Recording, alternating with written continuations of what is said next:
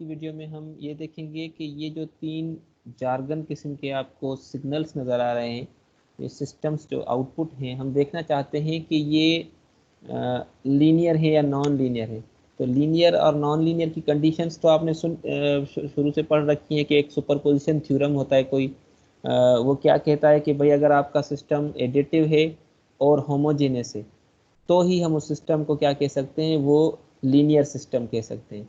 अब उनका क्या मतलब है कि भाई होमोजेनिटी का मतलब ये है कि अगर आप कोई चीज़ इनपुट है उसको आप किसी सिस्टम में फीड कर रहे हैं, आउटपुट रिसीव हो रहा है, अगर आप कोई कांस्टेंट ए इनपुट के साथ मल्टीप्लाई करें तो वही आपको कांस्टेंट आउटपुट पर मल्टीप्लाई होता हुआ नजर आए, तो इसको हम होमोजेनिटी कहते हैं। और दूसरा रह गया लिनियरिटी में एडिटिविटी। एडिटिविटी का क्या मतलब है कि आप अगर दो सिग्नल्स आपके पास हैं, आपने एक इनपुट दिया आपको एक आउटपुट मिला, आपने फिर दूसरा इनपुट दिया आपको दूसरा आउटपुट मिला। अब आप क्या करें, अगर दोनों आउटपुट को सम करें तो वो किसके बराबर होना चाहिए कि अगर आप दोनों इनपुट को सम करके सिस्टम में इनपुट दें, जो रिजल्टेंट आउटपुट हो वो दोनों के इंडिविजुअल आउटपुट के बराबर होना चाहिए। अब ये सुनने में और हल करने में थोड़ा सा मुश्किल लगता है, लेकिन अगर आपने प्रोकिस की ये डायग्राम देखी है, प्रोकिस की बुक में अवेलेबल है, तो इससे बहुत ज़्यादा आसानी हो जाती है। आप क्या करें, x1 ऑफ n कोई भी इनपुट आर्बिट्री उसको a1 के साथ मल्टीप्लाई करें, x2 को a2 के साथ, इन दोनों को सम करें और सिस्टम से गुजार दें। फॉर एग्जांपल अगर स्क्वायर है तो उसको स्क्वायर कर दें, जो भी आपके पास यहाँ तक जो आपके पास आउटपुट आया था उसको आप क्या कर दें, यहाँ तक जो आपके पास आउटपुट आया था उसको स्क्वायर कर दें। अगर n के साथ मल्टीप्लाई आ रहा है तो n से मल्टीप्लाई कर दें। अगर उसकी टाइम एक्सिस में कोई चेंजेस आ रहे हैं तो वो टाइम एक्सिस में हर इंडिविजुअल इनपुट में चेंज ला दें।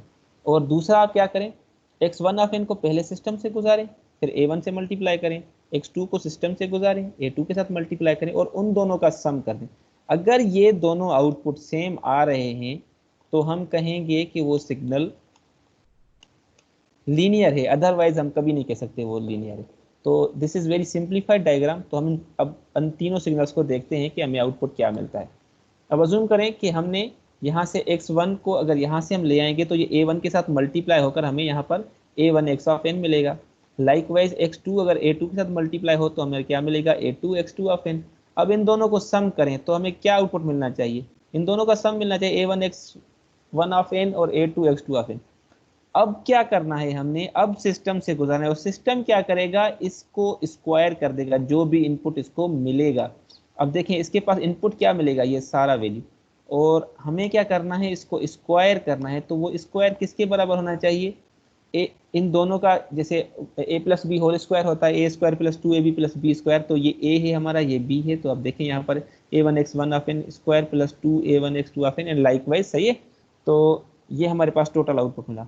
अब हम नीचे वाली डायग्राम से इसको पास करते हैं, देखते हैं आउटपुट हमें क्या मिलता है। जब ये x1 ऑफ n इस t से सिस्टम से गुजरेगा तो वो उसको क्या कर देगा, स्क्वायर कर देगा। तो हमें रिसीव यहाँ पर क्या होना चाहिए, x1 of n whole square.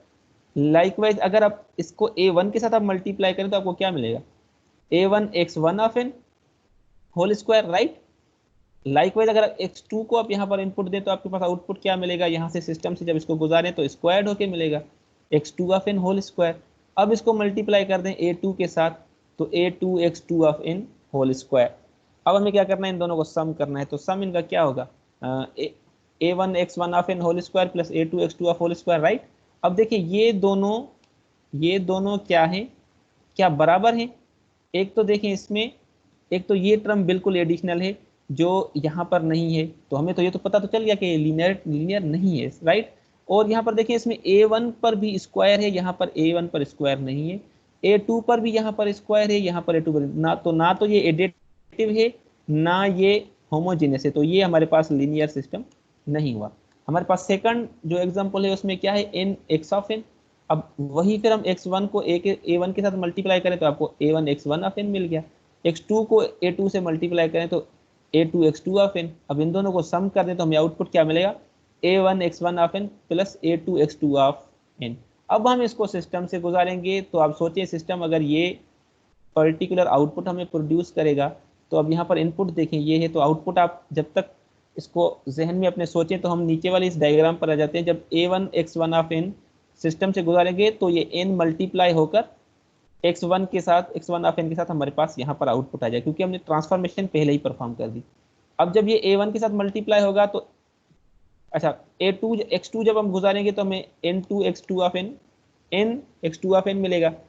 अब यहाँ से हमें जब a1 इसके साथ मल्टीप्लाई हो गया तो हमें resultant a1 n x1 of n मिला, और यहाँ से जब a2 इसके साथ सेकंड इनपुट के साथ मिला मल्टीप्लाई हुआ तो हमें a2 n x2 of n मिला, राइट। अब हम क्या कर रहे हैं, इन दोनों को सम कर रहे हैं। अब देखिए यहाँ पर n दोनों में कॉमन है तो n को मैंने बाहर रख दिया है, और a1 x1 of n plus a2 x2 of n। अच्छा, तो इसका आउटपुट आपको मिला। आपने क्या करना है, ये हमारे पास इनपुट था जो इसको जब सिस्टम से गुजारेंगे तो इस इनपुट के साथ n मल्टीप्लाई होता हुआ नजर आएगा, जो कि इस तरह का होगा। अब इन दोनों सिग्नल्स में देखें, आपके पास दोनों जो आउटपुट हैं वो इक्वल है, तो हमारे पास ये सिस्टम लीनियर सिस्टम कहलाएगा, राइट। लास्ट वन, हमारे पास ये सिस्टम क्या कर रहा है, हमारे पास जो टाइम एक्सिस है उसको स्क्वायर कर रहा है, whatever its value is, right. तो जब x1 ऑफ n वही हमारे पास जब a1 के साथ मल्टीप्लाई होगा तो x2 ऑफ n मिलेगा, likewise a2 x2 of n। अब दोनों को सम कर दिया तो अब यहाँ पर आउटपुट क्या आएगा, आप खुद से सोचें। जब तक हम नीचे वाले डायग्राम को एवेल्यूट करते हैं, x1 ऑफ n अगर सिस्टम से गुजरेगा तो हमें x1 ऑफ n स्क्वायर मिलेगा, लाइकवाइज जब x2 ऑफ n जब सिस्टम से गुजरेगा तो x2 ऑफ n स्क्वायर मिलेगा। देखें ये हमारे पास टाइम एक्सिस में स्क्वायर हो रहा है, राइट। हमारे पास ओवरऑल सिस्टम का जो आउटपुट है उस पर नहीं, सिर्फ टाइम एक्सिस को हम स्क्वायर कर रहे हैं।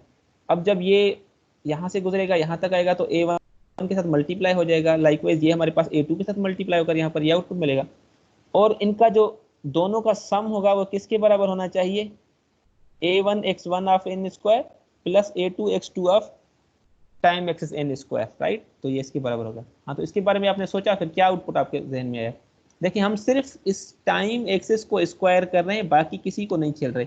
तो ये अब हमारे पास जो x ऑफ n है इसका सिर्फ टाइम एक्सिस स्क्वायर होगा, तो हमारे आउटपुट क्या मिलेगा। देखें ये दोनों आउटपुट आपको सेम नजर आएंगे, तो ये भी सिस्टम हमारे पास क्या है, लीनियर है। अगर इस सिस्टम को देखें, y of n is equal to m x of n plus c, ये हमारे पास अगर आप देखें y is equal to m x plus c एक लीनियर लाइन का हमारे पास इक्वेशन है। लेकिन यहाँ पर सिग्नल्स एंड सिस्टम में हम कहते हैं जब कोई भी इनपुट हम ना दे रहे हैं तो सिस्टम को आउटपुट हमेशा 0 प्रोड्यूस करना चाहिए। यहाँ पर वो नई कंडीशन एक्यूरेट हो रही। देखें यहाँ पर अगर x ऑफ n को आप 0 कर दें तो आपको फिर भी c कोई आउटपुट मिल रहा है जो कि हमारे पास लिनियरिटी को वैलिडेट नहीं करता, तो हम कहेंगे कि ये सिस्टम हमारे पास क्या है, नॉन लीनियर सिस्टम है। अगर आप इसको भी उसी डायग्राम से पास कराएं तो आप देखेंगे कि दोनों के हमारे पास डायग्राम्स में से रिजल्ट डिफरेंट आएगा। I hope this video will help.